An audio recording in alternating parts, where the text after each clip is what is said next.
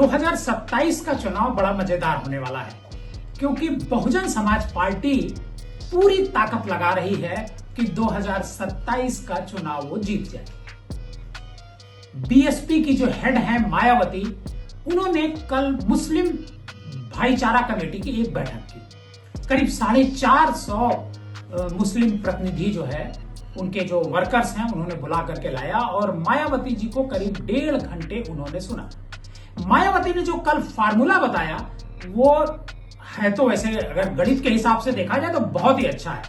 मायावती ने फार्मूला बताया कि 22% दलित और 20% मुसलमान, अगर ये दोनों लोग मिल जाएं तो 42% पर बीएसपी की सरकार उत्तर प्रदेश में 2007 की तरह बन सकती है। लेकिन क्या ये हो सकता है? क्योंकि आज की तारीख में मुस्लिम जो समुदाय के लोग हैं वो इंडिया गठबंधन के साथ हैं। 2024 के लोकसभा चुनाव में भी वो साथ थे। 2022 का जो विधानसभा उत्तर प्रदेश का चुनाव हुआ उसमें भी मुस्लिम समुदाय के लोग इंडिया गठबंधन के साथ थे, यानी उत्तर प्रदेश में समाजवादी पार्टी और देश में कांग्रेस के साथ। और जो स्टेट हैं जो भी इंडिया गठबंधन में है उन्हीं के साथ मुस्लिम समाज खड़ा हुआ है। फिर ये 450 लोग कौन थे जो मायावती के यहां कल आए थे? मायावती ने बहुत अच्छी बात करी। उन्होंने गिनाया कि 2007 से 12 के बीच में उन्होंने 100 से ज्यादा मुसलमान काम किए, मुस्लिम समुदाय के लिए किया है। मायावती ने सारे समुदाय के लिए काम किया है, लेकिन फिर मुस्लिम समुदाय से मायावती का मोह क्यों भंग होता गया? मुस्लिम समुदाय मायावती से क्यों अलग थलग पड़ता गया? ये जानना आपको बेहद जरूरी है। दरअसल मायावती जो अपना भाषण देती हैं उसमें उनकी आक्रामकता नजर नहीं आती है।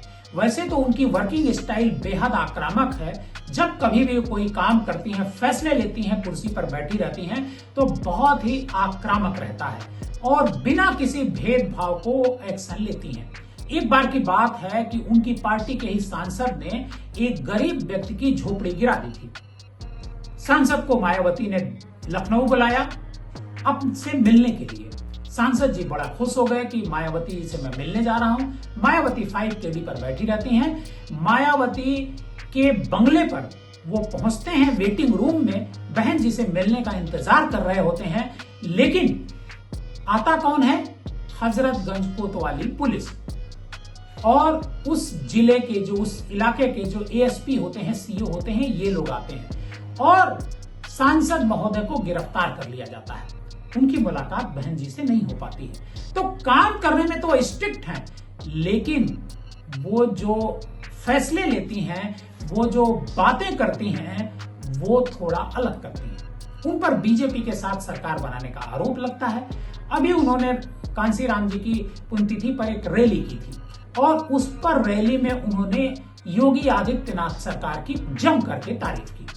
मुस्लिम समुदाय मानता है कि जब से योगी आदित्यनाथ जी उत्तर प्रदेश में सरकार बनाए हैं उसके बाद उस पर लगातार अत्याचार हो रहा है। इस वजह से मुस्लिम समुदाय निजी तौर पर भारतीय जनता पार्टी के खिलाफ खड़ा है। अगर मायावती भारतीय जनता पार्टी के खिलाफ, जो मतलब भारतीय जनता पार्टी जिसको त्रस्त कर रही हो, उसकी तारीफ करती हैं, तो क्या मायावती के साथ मुस्लिम समुदाय जुड़ेगा? ये बड़ा सवाल है। वैसे मुस्लिम समुदाय की बात तो किनारे करिए, क्या दलित समुदाय बहन जी के साथ है?